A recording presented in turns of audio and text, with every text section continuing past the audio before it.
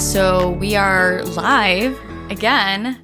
Actually, we're not live. Actually, we're live in this moment. And we both are live. We're present. We're so present. Once again, this is another awesome, fiery episode of Heart on Fire podcast. I'm your host, Marie Quizon, aka Maui. And I've had the most awesome time being able to live, share moments, and like so much laughter and joy with the artist himself, Vicio, and he has his own line of beautiful work, Vicio paintings, which I can't wait for him to kind of elaborate on. But without further ado, Vicio, would you like to say hello to all your viewers and listeners? Yes. Hello, my name is Victor G, and I go by the artist name of Vicio Paintings. And thank you for having me. Absolutely. It's my pleasure. I'm so grateful that you have such a busy schedule, but you definitely have time to make what's important in your life. And, can you give a quick rundown? What are those top things that you value the most in your life currently? Yes. Oh, so currently I'm an artist, and so I moved to LA to do acting and dance, theater. But life happens, and it's been such an incredible journey. It's almost 2 years since I've been here, and I am a father right now. I got a 3-month-old kitty. He has a kitty, y'all. I have a kitty, and that's definitely, it's crazy because that has changed the game. Like I would have never thought. You're like a pet father. Yeah. Dang. Yeah. I am a father. How has right that now. changed your schedule prior to what it was before? Some sleepless nights, believe it or not. Kitties are kittying and meowing at all times of the day.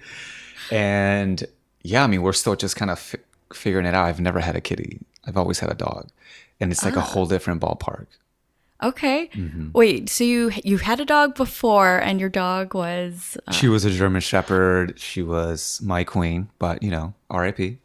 Fair enough. I don't want it to escape away from the art that you mentioned before, but between art and acting, what do you say takes a higher percentage in your life? Or do you find a balance between both?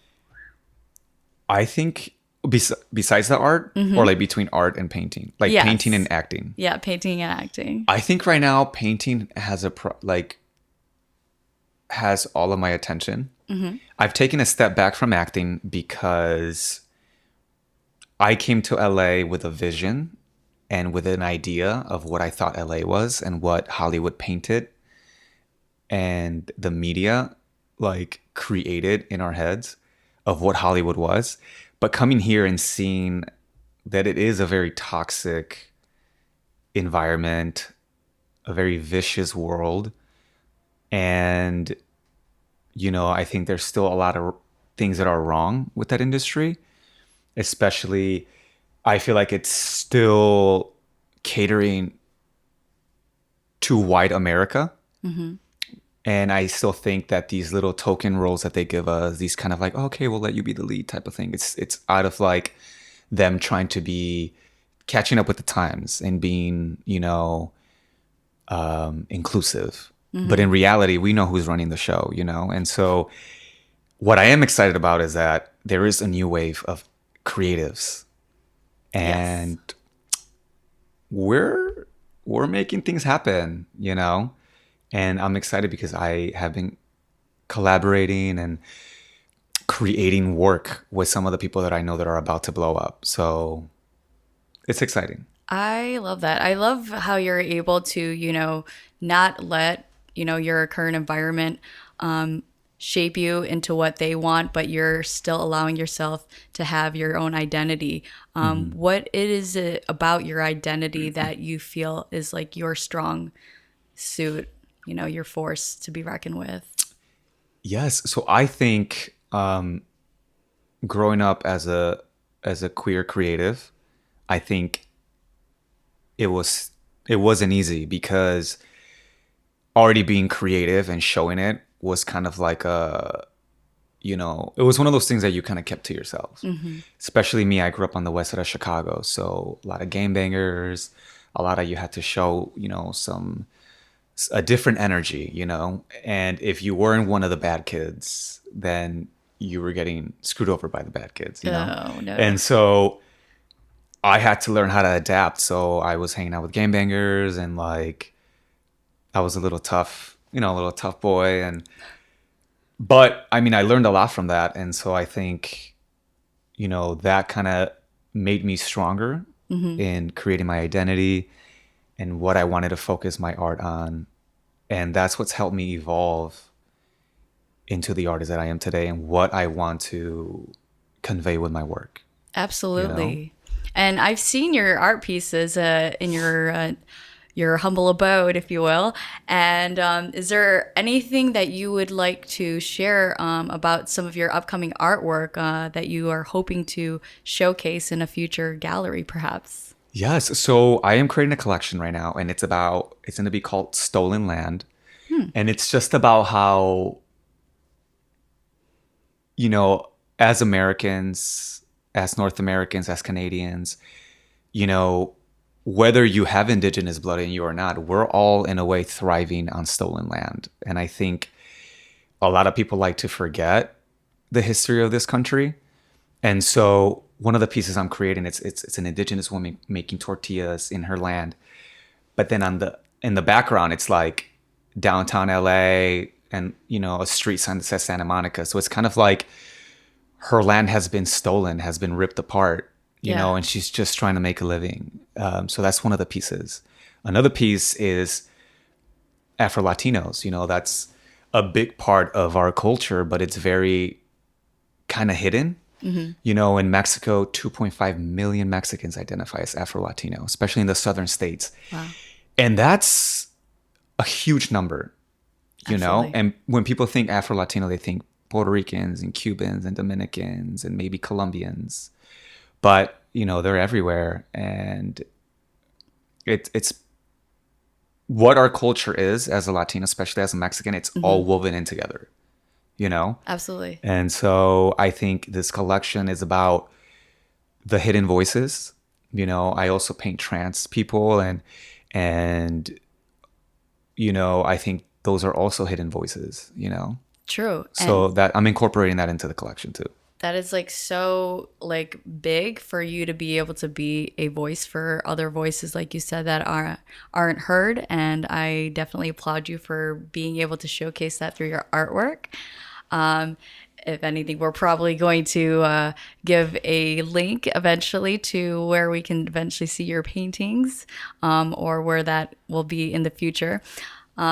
So as far as getting to LA, can you tell me about some of the steps that you found yourself in before you came out here? Yeah, I mean, it was crazy because it's a big jump. It was a big jump. And when we started talking about it, yes, it was okay. So you and I met during pandemic. We definitely so did. Everything is all over the place. Everyone is healing. Mental health issues are through the roof. So I definitely was dealing with a lot of anxiety. And so I always knew I was going to move to LA. I just didn't know when. But especially because of pandemic, that wasn't even a thought. Right. And so when you and I met, it was just kind of like a breath of fresh air, and how we were sharing that. We forgot where we were at in that moment. We were just living life, forget that there was a pandemic going on. I mean, kindred soul to kindred soul. Exactly. I think that's why we connected too, because we're creatives. And we were on set and people were just like, are y'all best friends? Do you guys know each other? We're like, nope, we just literally met 10 minutes ago. Thanks to God that we were able to meet that day. Yeah, but we manifested that, and now we're here. But cut to 2021, you were such a big part of hitting me up and still keeping that conversation going. And then finally I was like, man, it's now or never. Right. Why do I have to wait for 10 things to align? It's embrace the uncertainty, trust the process. And so that was a big step in making that decision of moving to LA. Hugely. And I know you've imparted with words on my personal mirror.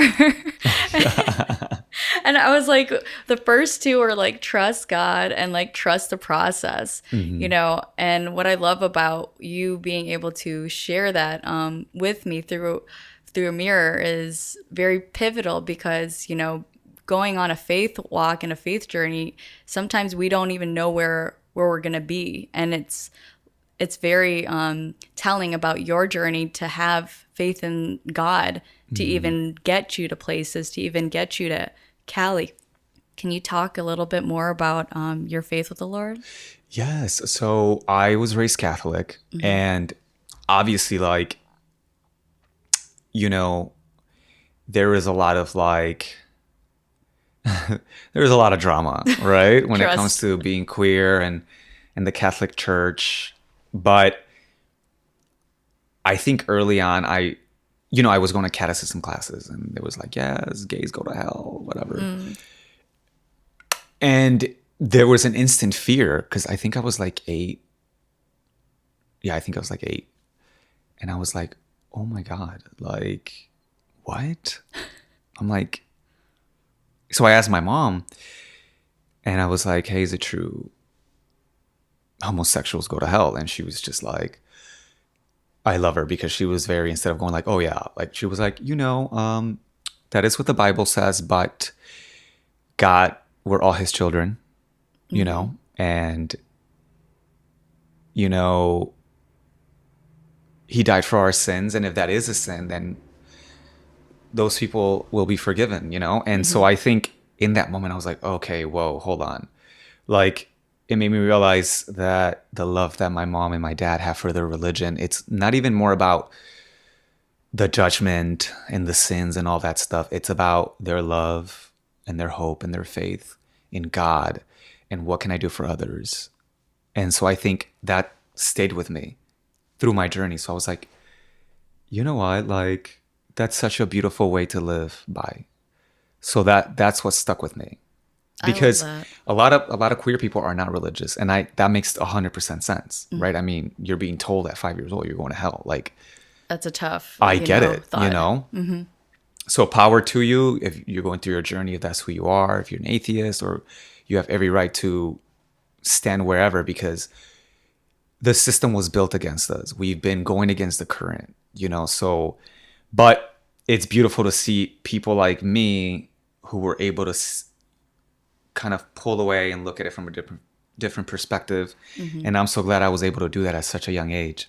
Yes. So, and I think my love for God and always feeling him in La Virgen de Guadalupe, the Virgin Mary, if you can see. Yeah. She's been a key role, a huge key role in my journey. I love that it's not really on your sleeve. Well, you do actually She's everywhere. She is everywhere. No, I love that. That is, I don't know if you can even appreciate the detail, but that is almost as reflective of the painting that I got to see of the Virgen de Guadalupe that you did. That was such a extraordinary of a sight. I wish my reviewers can see that.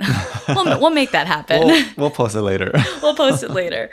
But no, I'm glad to hear that your family was at least, bringing you to, the Lord and like being supportive as best as they can. I can only imagine how that was growing up with your siblings.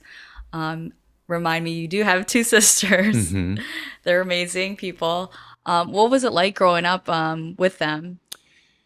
It was awesome because I'm telling you, like, I don't mean to say this, but some of the best humans I've ever met in my life are my parents and my sisters, because they did such a good job at like teaching us not to judge others, teaching us to do the best that we can, to do for others, to love each other.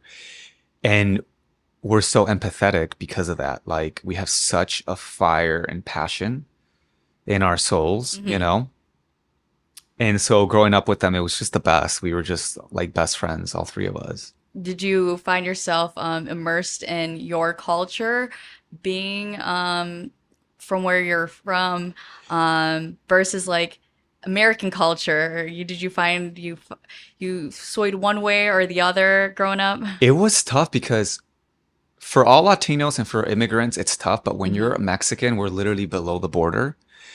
So in the movie Selena, I remember, can we talk about that? Oh, absolutely. The dad tells her, like, we're not from here, we're not from there. You gotta be better than the Mexicans so that the whites like you, and you gotta be better than the whites so the Mexicans like you when you're in Mexico, or something along those lines. But it was about like it's tough for us. So growing up in America, being Mexican was not easy, Fair. you know? And but that gave me so much strength and power and desire to like really be proud of who I am, where I come from, the culture. And that's what led to my art and like how can I convey what my culture represents to me and put it on a canvas or on a stage, you Yeah. know? You can't be just limited to like one facet. You could be able to explore more options. Hmm. But before we go any further, we'll take a quick break and we will go to our sponsor. Thank you again for listening to Heart on Fire podcast, or if you're viewing, we appreciate you all. And if you would like or subscribe or follow wherever you are tuning in, feel free to. And feel free to follow us on our Instagram page at heartonfire.podcast. And of course, we always want to empower you and say you are enough. And now let's continue on with the show. So yeah, meanwhile, like growing up, it's hard to kind of be able to balance both. But going back to being able to balance your acting and, you know, your own personal life, you know, how did you find, you know, the space between those? Oh my God. So I was doing Second City and I was doing two programs, the improv and the acting program, Oh, while trying to do auditions, while keeping two restaurant jobs. I'm a server bartender. So two restaurant jobs. Okay. they would call me the bag man or the bag boy because I had Whole Foods bags on me all the time because I was going from one place to the next. So I was just like, this is easier. This is where I keep my food. So it was definitely an experience, but I made such wonderful memories. I learned so much doing improv. And, you know, after the programs ended, I got casted for an official show. Wow. And we did it and it sold out those 2 months. And then pandemic hit. Of course. So the show got canceled and it just like threw everything around. I had also just gotten signed to an agency. Yes. 2 days later before they like dropped the info like, hey, Chicago's shutting down. It was like March 15th. And I was like, oh my God, what does that mean? Like, what do I do? Right. And so for like 8 months, like there was nothing, like no Dead air. auditions. It was just exactly. And then I was lucky enough to get an audition for Chicago PD. And it was What was crazy. that like? It was crazy because it was over Zoom and I had never done that. Mm-hmm. And I mean, first it was self-tapes that I was sending in, and then it was Zoom with one person, and then Zoom with like 10 people on the screen. Yes. The anxiety was through the roof. I'm like I was sweating like. And then I remember when I went in person, it was crazy because it was one of my first things being out in public. Because of So the pandemic. you actually had the transition of actually doing a self-tape for them, and then you still actually showed up in person. Yes, and oh my God, the Wow. distancing. Like I remember there was arrows everywhere, and like the next actor, we had to be like 6 feet away. We were all geared up. People were wearing like this, you know, the The whole. like, face guards, yeah. Yeah, that was such a crazy time, and this was all in a warehouse. I'm like, oh my God, this is surreal.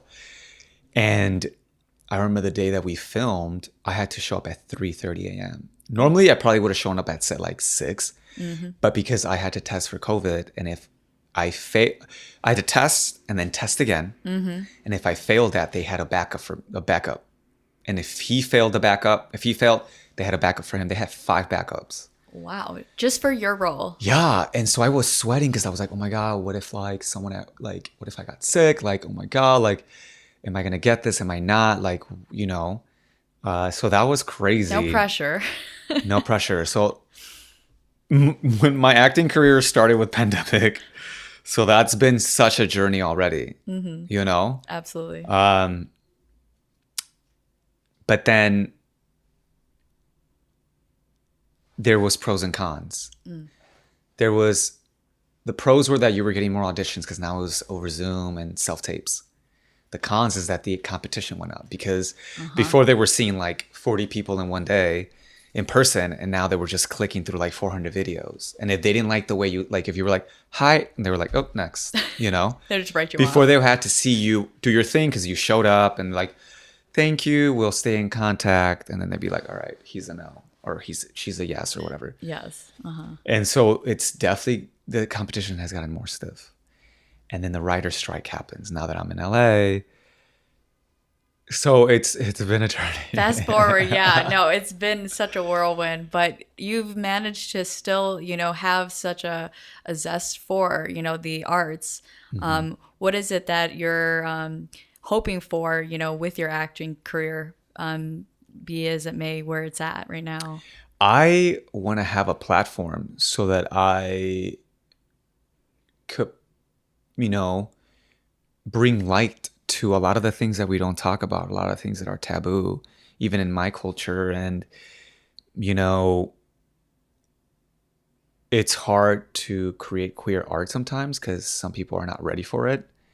But life is now, things are changing. So I'm part of that new creative wave, and we are here to stay.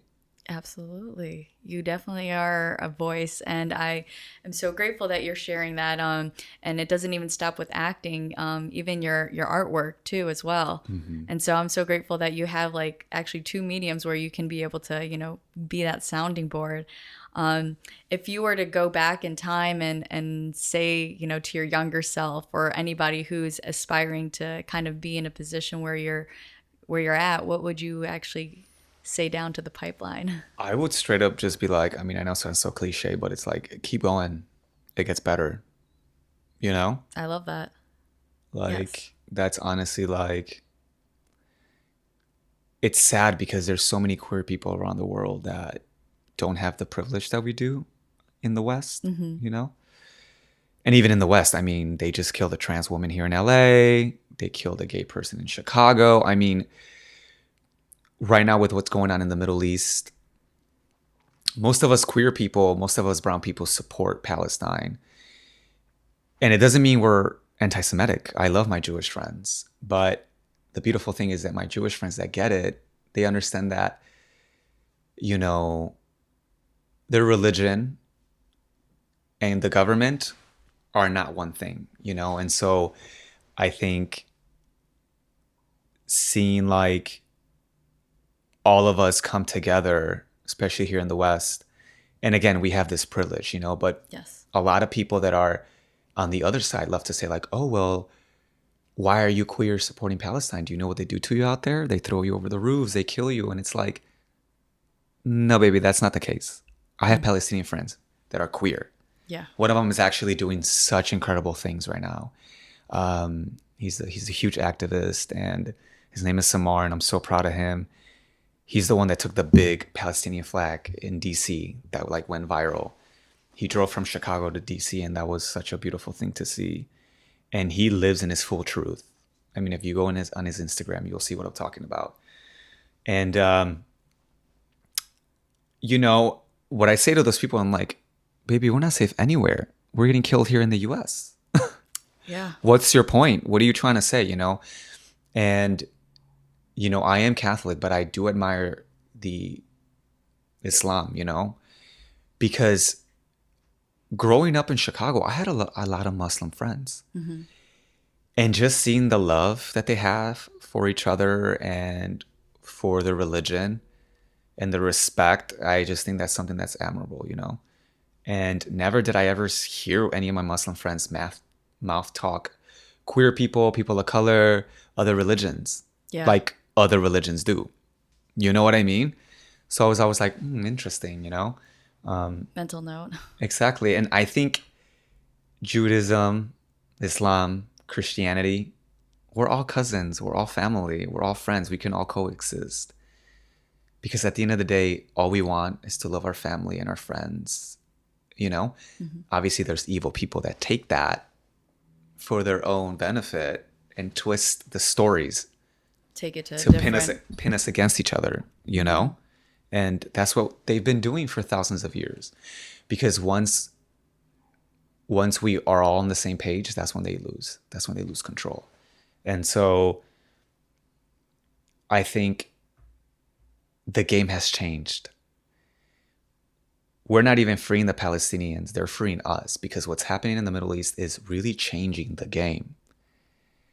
And I think a lot of us are waking up. And again, it's part of that new wave. Right. You know what I'm saying? Hollywood is dead. There's a new Hollywood on the way. And it's exciting.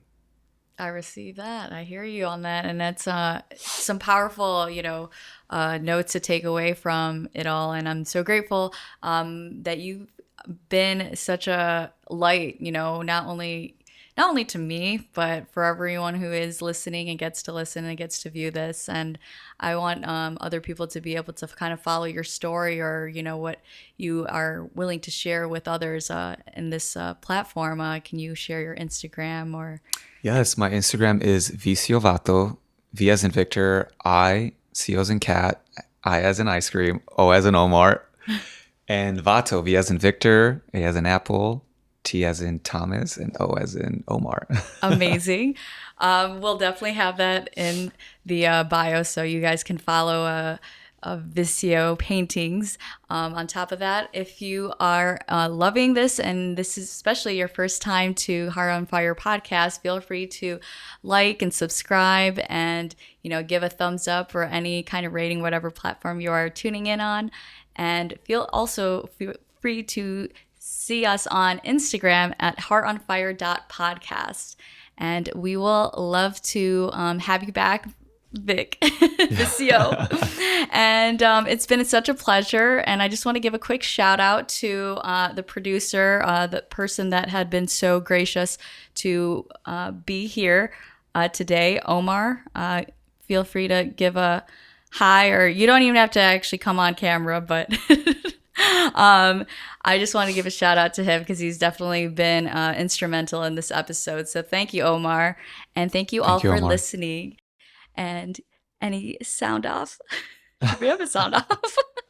Wait, what is a sound off? I don't know. How do you want to let this episode ring out? Should we do like a little dance? Should we do a dance? And then key out to some faded music. I don't know what music. And you have the shades. I love it. I love you, brother. Oh, wait, hold on.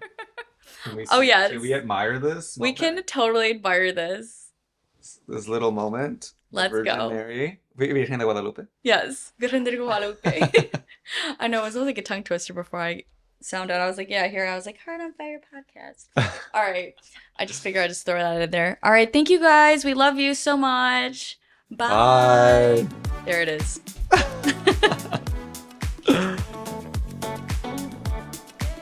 Heart on fire. Heart on fire. Heart on fire. Heart on fire. She done, son. She been done. She done did it.